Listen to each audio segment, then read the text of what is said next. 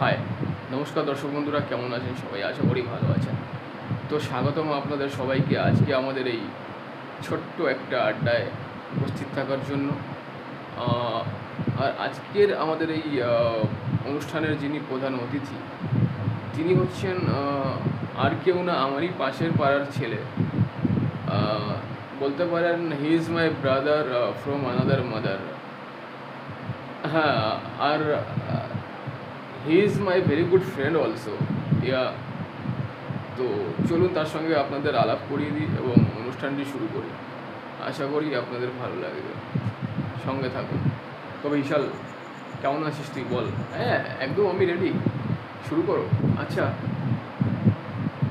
তুই কি কখনো ভেবে দেখেছিস, কিছু কথা আমরা মুখে বলি না, অথচ সেই না বলা কথাগুলোই সবচেয়ে বেশি কিছু বলে। একদমই, যেমন আমি ভালো আছি, এই চারটা শব্দের আড়ালে কখনো কখনো লুকিয়ে থাকে হাজারটা কষ্ট। তাহলে একটা অদ্ভুত প্রশ্ন করি, মানুষ কি সত্যি একা থাকতে চায়?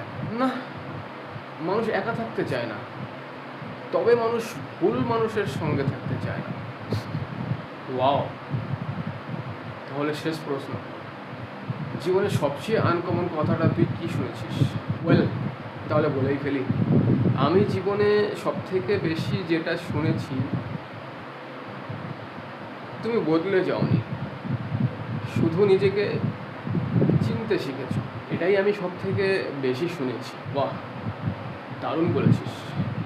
এই কথাটাই হয়তো আজকের পডকাস্টের আসল কথা হবে। দেখা হবে পরের পর্বে।